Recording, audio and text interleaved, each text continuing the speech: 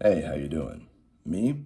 Oh, thanks for asking. I'm a bit under the weather, but we got work to do, and that ain't gonna stop us. So where were we? Last time, chapters 1 and 2, talking about the first part of seminar 19. We had a clinical and a conceptual sequence going from society to the unconscious, to the symptom, to the matheme. Society, with all of its repressive, castrative logics, facilitates the unconscious. The unconscious, because it just can't stop, facilitates the production of symptomatic expressions.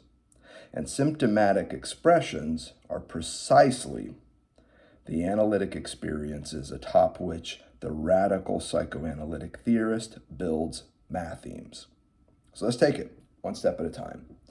From society to the unconscious, the logic here is of castration, check out page 22, and the repression of signifiers. The key page here again is page 16. And from the unconscious to the symptom, Lacan refers to this process whereby the unconscious commands, as he puts it in seminar 18, symptomatic expressions as a kind of transmutation on page 16. He also on page 16 marks this as a return of the repressed. So from society to the unconscious, we see repression, and from the unconscious to the symptom, we see its return, the return of the repressed, and as letters. The signifier is repressed, we might say. The unconscious, when it commands symptoms, commands letters. Not words, not signifiers, but letters. And from the symptom to the matheme, from the analysand's symptomatic speech to the analyst's mathematical formulation of analytic truth, we see a further transmutation. And I want to be really clear about this. From letters into what Lacan here calls written symbols, which don't necessarily look like letters, and which certainly don't operate like them. So here's that logic again. From society to the unconscious, we see words. From the unconscious to the symptom, we see letters. And from the symptom to the matheme, we see something different, a series of written symbols that might sometimes look like letters, but they are not. The upside down capital A is more a bull's head than it is a capital A. My point here is that these written symbols are not word particles. They're not fragments of signifiers. In other words, they are not letters. Instead, what Lacan points out in chapter 3 is that these letters, the letters that you see swimming through his mathemes, and we're going to talk about what we mean by matheme once again, they are representatives of certain operations, of certain functions. The letters that you see, in other words, in Lacan's formulas and in his mathemes, they are representatives of certain operations, certain functions, and in this sense, they are more variables than they are letters. At stake here, in chapter 3 of seminar 19, is one cluster of written symbols in particular. This cluster where you see the capital I with a little circle in the middle, next to an italicized X. This capital Phi X that you see in each of Lacan's formulas of sexuation. What is this X? And what is this cluster that it forms with capital Phi? It's simply the marker of a function. The function that, according to Lacan, is called castration. Again, page 22. Castration, a function under whose sway all symbolic action falls, thereby constituting the sexual rapport as a question. So here we are, page 14. Check it out. The castrative logic represented by capital Phi X is a function under whose sway all symbolic action, all language use falls. And it's precisely by falling under the sway of the castrative function that the sexual rapport is constituted as a question, Lacan says. And I would just add this, in keeping with the work we've been doing from Seminar 17 forward. It's not just the sexual rapport that is called into question here, but also, as we've seen, the jouissance that we've come to understand as sexual jouissance, following Lacan's lead from Seminar 17. Now, in that spirit, recall what we've been up to in the past few series around this topic. Here's how it goes. You've heard it before. Let's hear it again.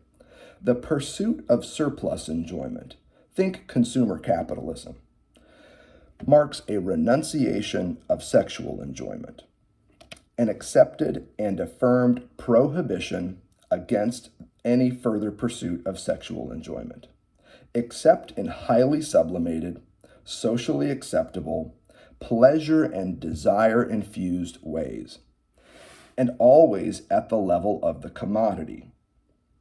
Because it's a widget, it's a wobble, it's a body part that is the surplus that we latch onto in hopes of filling a certain hole. Don't forget, surplus, plenitude, supplement, they all come from the Proto-Indo-European root for to fill. We are dealing with fillers, and they are fillers that always fail in the field of surplus enjoyment. Here it is.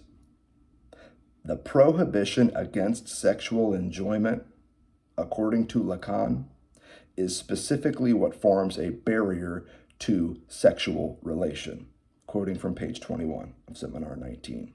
So the way this works again is that surplus enjoyment in all of its consumer capitalist logics, and there are other ways to enjoy at the level of the surplus, but this is one most of us are familiar with. It marks a renunciation of its sexual sibling. And this renunciation is effectively an acceptance and an affirmation of a prohibition against any further pursuit of sexual enjoyment, even and especially when surplus enjoyment promises to give us just that: wholeness, completion, bliss, promises to fill each and every one of our holes, but only ever with highly sublimated, socially acceptable fragments. Lacan calls them morsels. Jacques Lacan uses the word crumb. These are crumbs of sexual jouissance that we see in the field, in this case of consumer capitalism, of desirous pursuits of widgets, wobbles, and human body parts. And the way that this insight that we've been working with bears on what's happening in Seminar 19 is that this prohibition, this renunciation of sexual jouissance, is specifically what forms a barrier to the sexual rapport. At stake here, I'd like to say, is the peculiar relationship between signifier and jouissance, which is to say, the pursuit of surplus enjoyment in the field of the symbolic, there's our signifier, and the banishment of sexual enjoyment in the very same order. Sexual enjoyment doesn't exist except in the prohibitive statements of the symbolic. Statements which are constitutive of the symbolic, as we've seen. So this formula, this capital Phi X, that marks the function of castration, the phallic function, this is a function that, according to Lacan, is designed to express or latch onto this very peculiar relationship between signifier and jouissance. So we're trying to get at the castrative function in Lacan. And what I'm suggesting to you is that it somehow speaks or expresses or represents this really peculiar relationship between signifier and jouissance, symbolic and real, that we see popping left and right. And again, he wants to say that this formula, if we could put it that way, this little cluster of written symbols, capital Phi X, is doing this without letters, at least not as we typically understand letters. The letters, don't forget, that wash up at high tide in symptomatic expressions, they are word fragments. They are lettered returns of repressed signifiers. That's what you see in the symptom, is a letter gone astray from the word or the signifier that was repressed.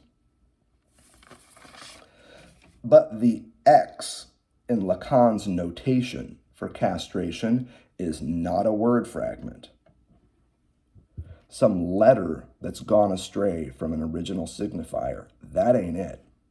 Instead, if I could be a little playful here, X marks the spot in the unconscious where a repressed signifier is now missing a letter. Or put a bit differently, it marks the hole in the word left by an errant letter. This is the spot that X marks in capital Phi X as the function of castration.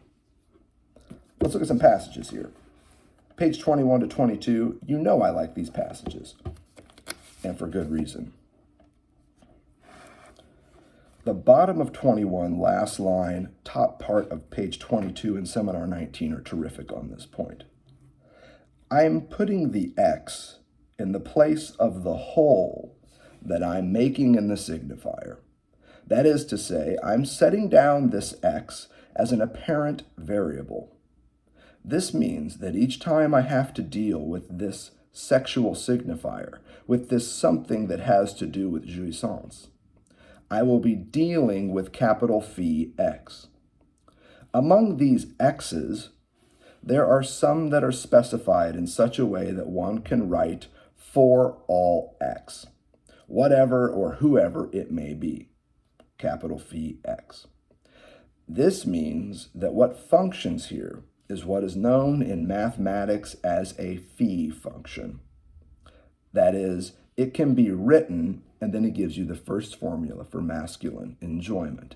Upside down capital A with an X next to capital Phi X. You can see it right there on page 22. He is back to that formula for all men and their relationship to castration, where he says all men are castrated. All masculine enjoyment is determined by the phallic function. That's what that says. The upside down capital A, that is this bull's head of universality, says all men, because here X equals men. And their relationship to castration is as follows. All men are castrated, 100%. We'll come back to that in some more review here in a minute. Just wanted to make sure you had that passage in front of you to show you the spot indeed that X marks. As the figure of a certain whole, X is not a letter. You heard me say earlier, it's a variable. Let me tell you what I mean by that. In the little notation capital Phi, this I with a circle in the middle, next to X, the little italicized X is the variable that allows Lacan to account for prohibitions of sexual enjoyment, and thus barriers to sexual relation, and always at the edge of a hole in normative social life. Read the symbolic, read knowledge, read society. And in all of four of Lacan's formulations of sexual difference, all four of which, mind you, contain this capital Phi X, where this capital Phi X appears. In all four of these cases, X is also the variable that allows him to solve for men and women. So think about this in terms of like basic algebra. X is a variable for which you have to solve. And here it's the variable by which he solves for men and women. masculinized subjectivities and feminized subjectivities alike. He's solving for X in both cases, but it's a variable. Don't forget that. X doesn't always mean the same thing in each formula. Make no mistake. And here I'm thinking of a mistake that would make Lacan's math more complicated than it needs to be. X is simply a variable to be solved for in each of Lacan's formulations. Not unlike the basic algebraic expression of 2 plus x equals 7. X marks a hole in this proposition. And depending on how you solve for this x in 2 plus x equals 7, this proposition will be more or less true. Now you see where I'm headed with this, right? If x equals 3, the truth value of the proposition 2 plus x equals 7 will be very low, to the point of it becoming necessarily false. If, however, x equals 5, now you have a true proposition, because 2 plus 5 does indeed equal 7, again, in vanilla math. It's a proposition, in other words, that now cleaves closely to the truth. It is a true proposition. In fact, one that in mathematics we would say is necessarily true, because the conclusion of 7 necessarily follows from the premise of 2 plus 5. Lacan sums all this up on page 32 in another passage that I want to call your attention to.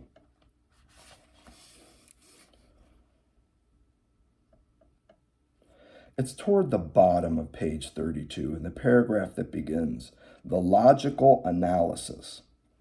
The logical analysis of what is called the propositional function is articulated by isolating something in the proposition, or more exactly through the lack, the void, the hole, the hollow that is made in what has to function as an argument.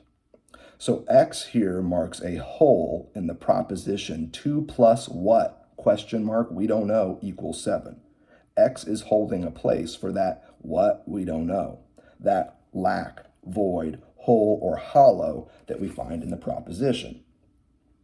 To wit, it will be said that any argument in a domain that we can label as you wish with a little italicized X or a Gothic bolded A, placed in the empty place of the proposition, there's that empty place between 2 and 7 where we're asked to fill in the blank, shall suffice. That is, shall supply its truth value.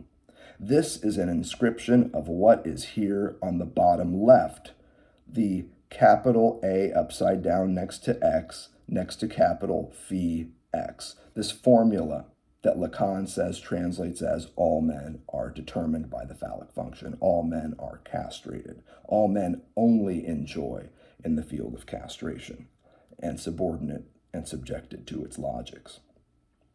This is an inscription of what is here in the bottom left in this formula. The X's are doing this work of holding open empty places in a proposition, and then you now have to solve for X the same way you would in 2 plus X equals 7.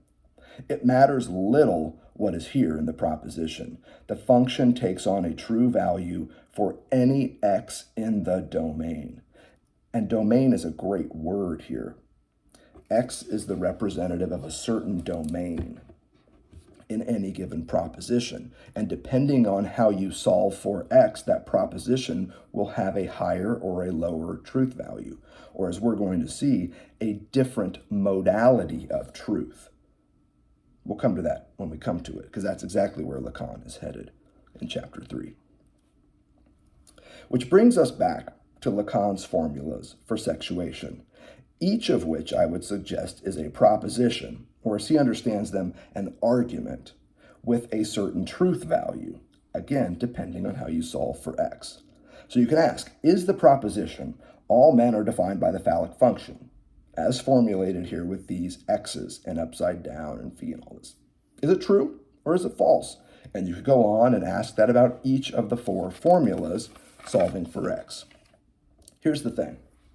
If all 4 of Lacan's propositions about men and women are true, which is to say, if all four cleave close to the truth of psychoanalysis, which is the truth of the symptom, which is the truth of the unconscious, which is the truth of society, which is the truth of castration, baby. If all four of Lacan's propositions about men and women are true in this way, we'll have a four-part matheme. Each formula on its own is just that, a formula. Together, though, because when those formulas are together, they illustrate a certain impasse, break, or rupture, a gap, irreducible, between masculine and feminized subjectivities. Together, the four of them constitute a matheme. Recall what we mean by this. What, again, is a matheme? It's a new term in Lacan's vocabulary at this point. He's just coining this across town in his other seminar 19. And what we learn there, and what Lacan goes on to further elaborate in his work, is that a matheme is a highly wrought, algorithmic structure in which mathematizable parts of truth are formulated in and as impasses. Now you can rewind and replay that as much as you want. The key word here is impasse. This last part is crucial. At the center of any given Lacanian matheme is the presentation or formulation of a certain impasse. In this sense, not all of Lacan's algebraic notations, diagrams, and the like are mathemes. So don't get it twisted. A lot of Lacanians talk about this is a matheme for that, this is a matheme for that. If it's a matheme, it should formulate a certain impasse, a gap. It should allow for the articulation and presentation of a caesura of sorts. So, for instance, the so-called matheme of fantasy that you see in the upper left-hand side of the graph of desire. Capital S with a little slash through it, the barred subject, lozenge, that diamond figure, next to little italicized a. This formula for fantasy is oftentimes referred to as a matheme. The test of whether that is a correct reference is whether and to what extent that formula expresses an impasse. Now, not always is fantasy a figure of impasse, but consider fantasy when it appears in the bottom half of the discourse of the master. Recall what the discourse of the master looks like topologically. In the bottom, you have in the position of truth, the barred subject. In the bottom right, in the position of production, you have little a, objet a. And then in between, you've got this delta of impotence, which is not the same thing as that lozenge, although the lozenge may be the broader category that could include a complete barrier, a logical obstacle, in addition to a greater than or less than, an up caret, down caret, and the like. All the things that you can break that diamond into in order to express the relation between a barred subject and objet a in the formula for fantasy. We've been there, I'm not going to go through it. But we've also discussed this point about the master. And I want to reiterate it. It's from our series on Seminar 17, a direct reading of what Lacan is up to there. The issue with the bottom half of the discourse of the master is that you see a broken relation to fantasy, if you will, where the lozenge between truth in the master's discourse, the truth of the master's semblance of agency, namely this barred subjectivity, is separated from the cause of the master's desire. That's the dilemma here. In the discourse of the master, the truth that is the cause of their ability to command the world is separate, sundered, divided from the basic cause of their desire, this objet a, whatever is produced. Here read surplus enjoyment, here read objet a. And it's separated by a delta of impotence, a logical discursive obstacle, which is to say an impasse in the master's fantasy. So, if we allow the master's fantasy to be our focal point, in which the delta of impotence is one that marks an impasse between the truth of their subjectivity and what's produced when that subjectivity acts or speaks and commands the world to work, now you've got a matheme because it marks a certain impasse. And don't forget about the other classic Lacanian discourses here. Are they mathemes like that of the master?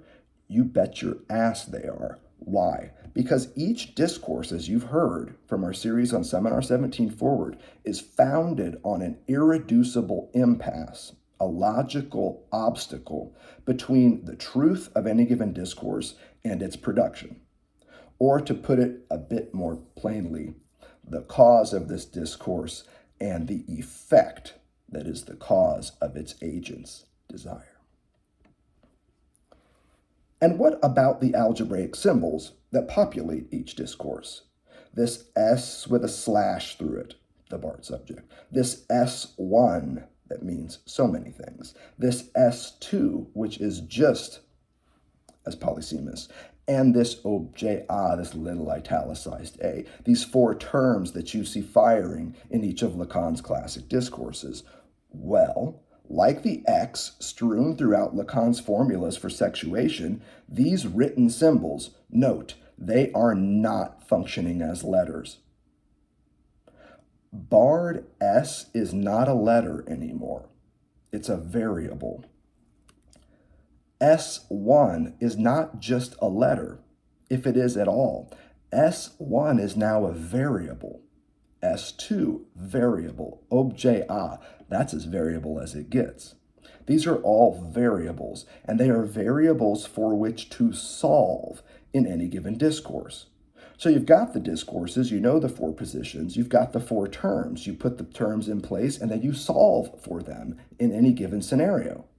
These are variables like X for which you must now solve to test the truth of the matheme in front of you. And always, I repeat, always in service to establishing the truth value of any given solution that you might come up with. I want to take this insight to its clinical and conceptual limit, or at least start stepping in that direction. I'm sick as hell. I don't know how far toward the limits we can go on a day like today. Here's what I would think, though. You want to take the measure of analytic experience, figure out how it's going there in the clinic, at least in the treatment of a neurotic. Here's my suggestion. Take the discourse of the analyst. Solve for little a. Solve for the barred S. Solve for S1. Solve for S2. And then do it again in the discourse of the hysteric.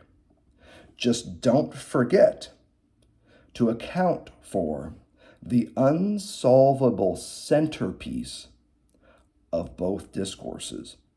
You know what I'm talking about here. That delta of impotence between each discourse's truth and production. The cause of the semblance of agency in any given discourse, and the effect, the production that results from the activation of that agency. There is a barrier, a break, a gap, an impasse there. And you need to solve for this as well, as best you can. In other words, if you want a machine, and remember what Lacan says about machines here at the start of Seminar 19, you need to make sure that it remains structurally, unavoidably, irrevocably, at some level, inoperative.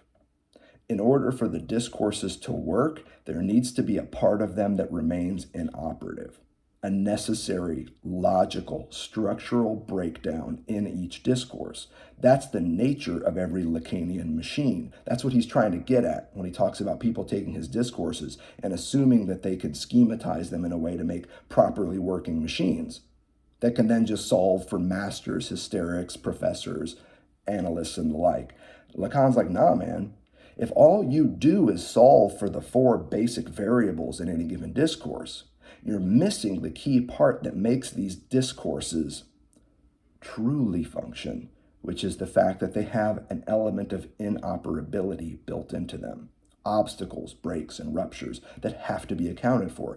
Every discourse for Lacan, hear me now, is a ruptured discourse. It's where they begin to sputter and grind to a halt that we find the discourse's mathematizable function. We can begin to mathematize a discourse because it breaks down. That's the important part here. We need the math, we need the algebra, because there's this weird part of the system that continually stutters, stammers, and breaks down. Symptoms at high tide, you've heard me say, where the real takes a name in the symbolic. But not the matheme. Mathemes are always written in the sand at low tide, in the littoral zone of analytic theory and technique, where the symbolic finds itself at the edge of a hole in its very structure. That's what we're talking about here. An impasse beyond which it can tread no further. I repeat, beyond which it is incapable, impotent, and powerless to move forward. If the unconscious commands the symptom at these high water marks, the matheme, when it's true, shows us how. In other words, how the unconscious commands the symptom. And always by pointing to the truth of psychoanalysis, ultimately, which is castration. Because the matheme always marks this point beyond which the symbolic can go no further, beyond which us land dwellers can only swim. This is precisely, I believe, why Lacan says on page 7 of Seminar 19, check it out, it's right at the start of this thing, that the right theory is the one that clears the very path along which the unconscious had been reduced to insisting. See our last lecture, we worked through this passage, it's a good one. But don't get it twisted. It's partly why I bring it up again. Mathemes may clear the path of the unconscious, but this doesn't make it a royal road, nor even a paved motherfucking surface.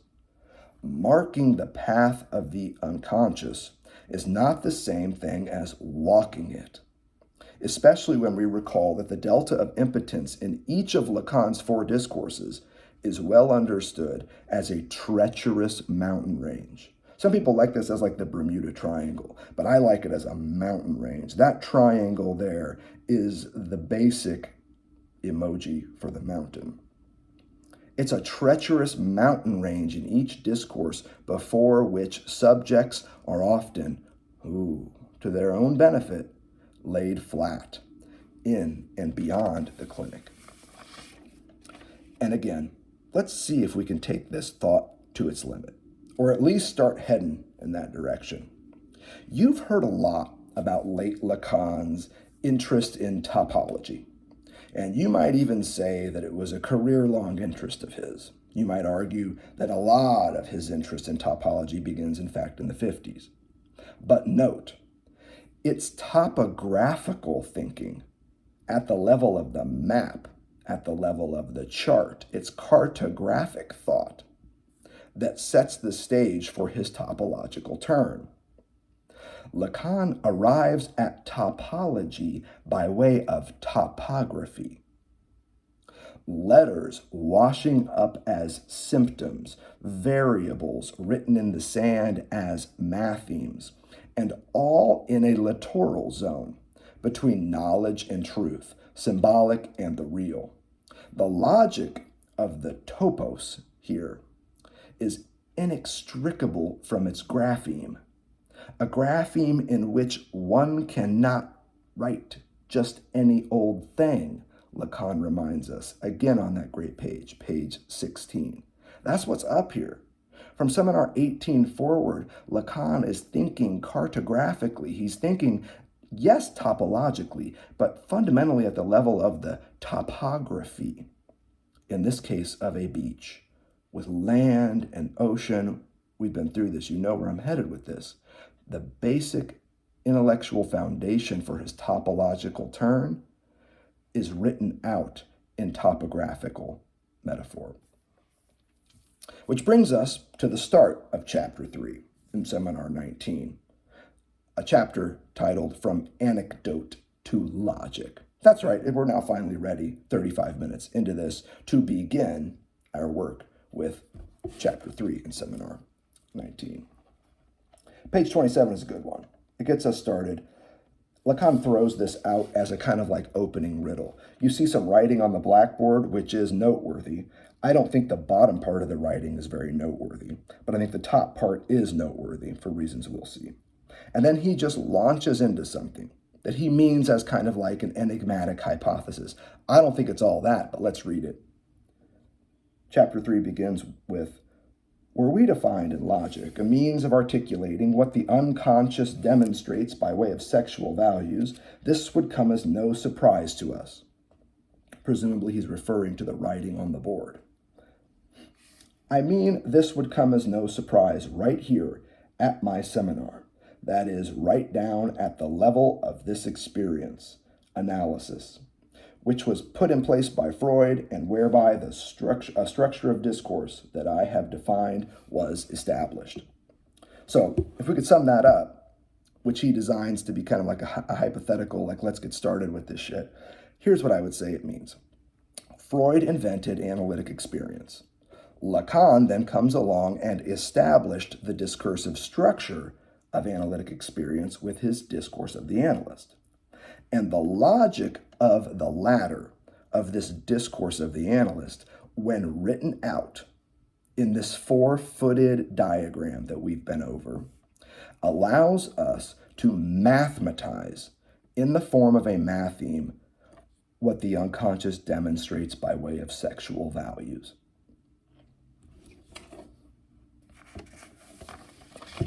Now, when Lacan says sexual values here, my ears perk up. What? Sexual values? What you talking about, man?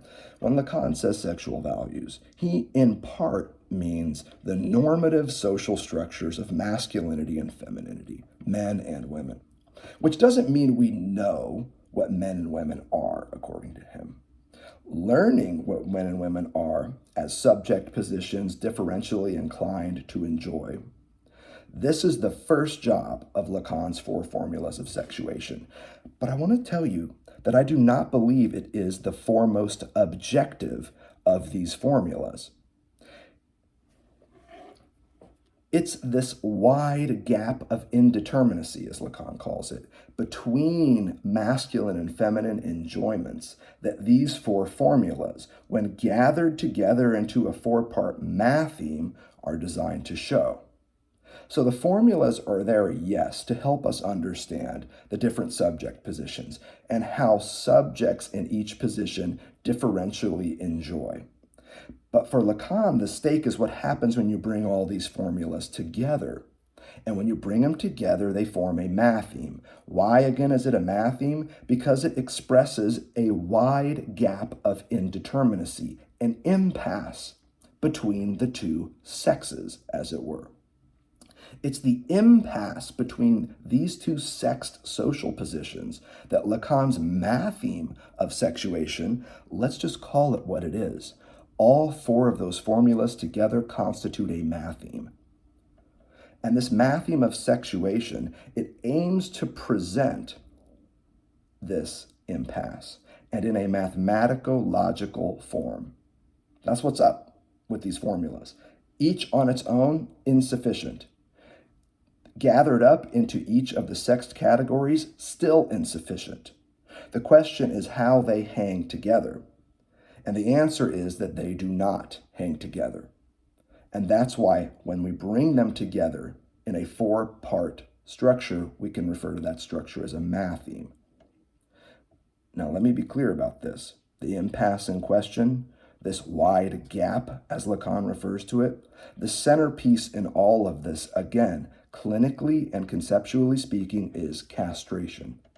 That's the centerpiece. It is also the common denominator of each and every one of these formulas. The capital I with a circle in it, the capital Phi next to X, that is the common denominator. And that figure, as we've described it, is the function of castration. Don't take my word for it, though. Notice how Lacan articulates this on page 28, the very next page. Again, with an eye to the discourse of the analyst that he still thinks is paramount in all of this.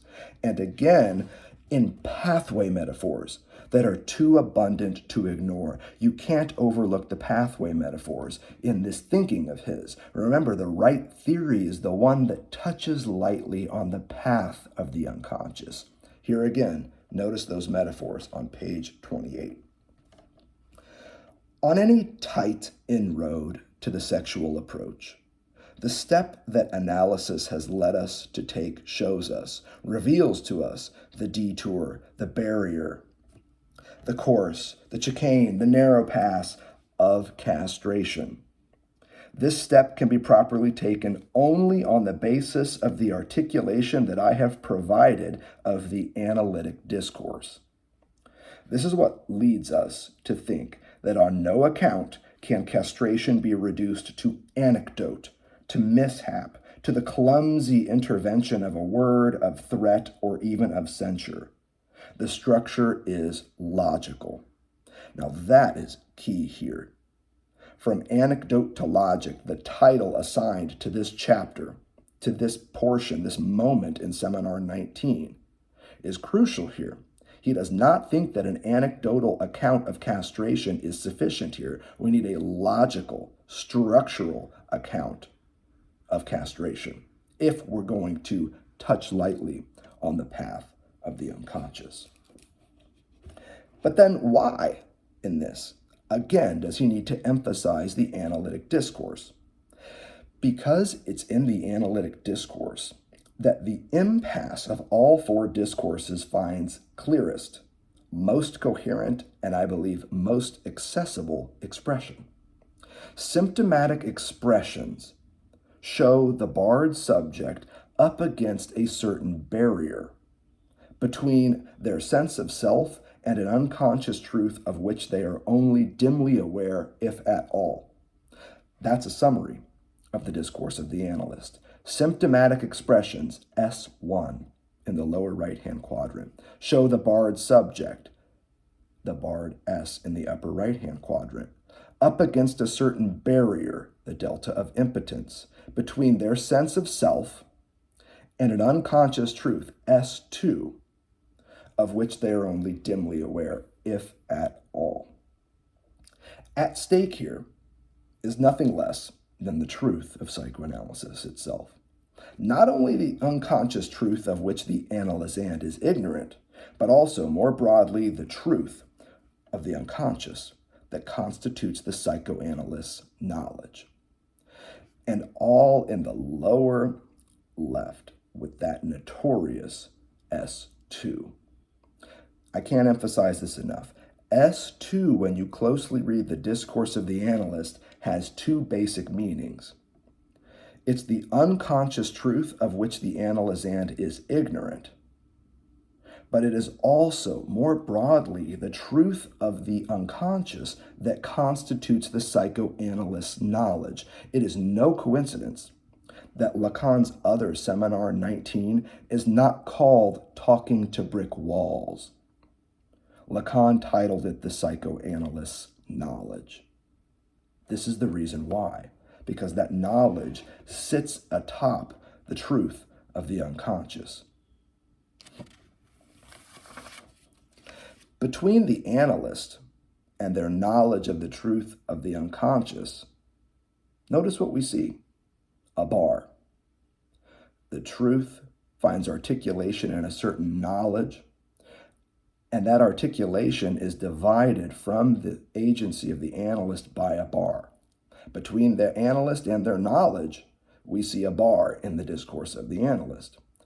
Ch3a sits atop a bar above S2. You can see it right there in the Matheme.